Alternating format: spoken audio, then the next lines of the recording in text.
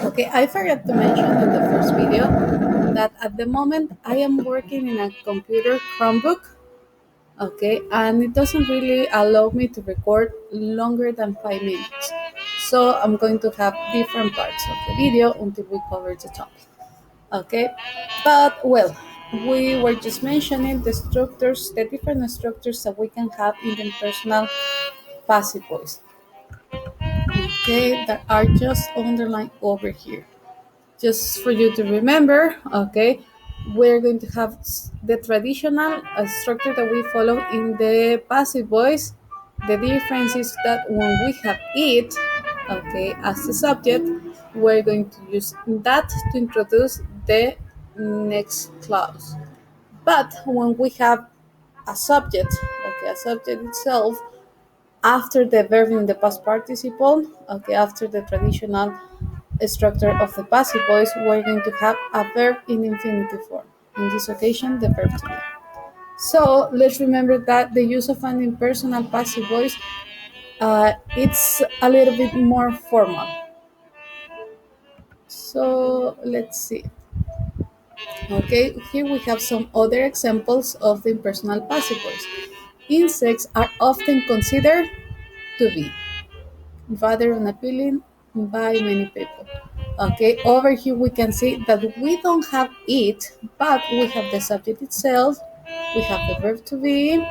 Okay, in this occasion they decided to add a frequency adverb and the verb in the past participle, which is the traditional structure of the passive voice.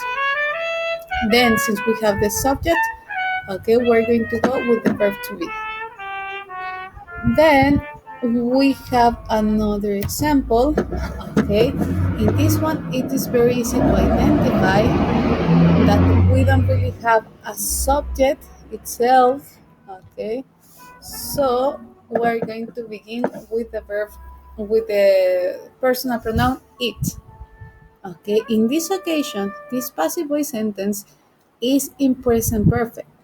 Therefore, we need to use the auxiliary has that belongs to the present perfect, then the verb to be, but according to the present perfect in past participle, and then the verb in past participle as it is used in the impersonal passive.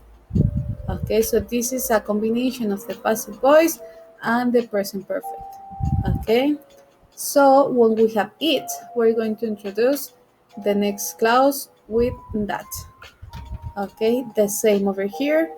We have it, the verb to be in this occasion in present, the verb in past participle, that introduce the next clause. Okay, over here we can observe the structures that we follow. Okay, just as we mentioned, it, the traditional structure of the passive voice, that, and the new clause. Okay, and the subject, the traditional structure of the passive voice, then an infinitive verb. Okay, they can be easily identified over here. We have that, and we introduce the following clause. Okay, the same over here. We have the subject, the rapid rate of climate change. Okay, the verb to be, the verb past participle, by some. Okay, and to be the verb in the infinitive form. Okay, so one more time, let's just underline, like highlight, that this type of grammar, the impersonal passive voice, it is used when we want to say or write something a little bit more formal, and it is a bit less common than the active voice. Okay, it is mostly used with verbs that are reporting an opinion. Okay, for example, in China, it is believed that people born in the year of the tiger are brave, adventurous, and independent. Okay, so it accomplishes the grammar that we just saw. This sounds a little bit more formal.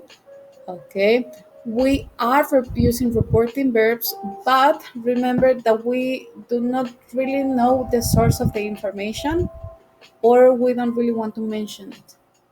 Okay. In the second one, the number of tigers in India is estimated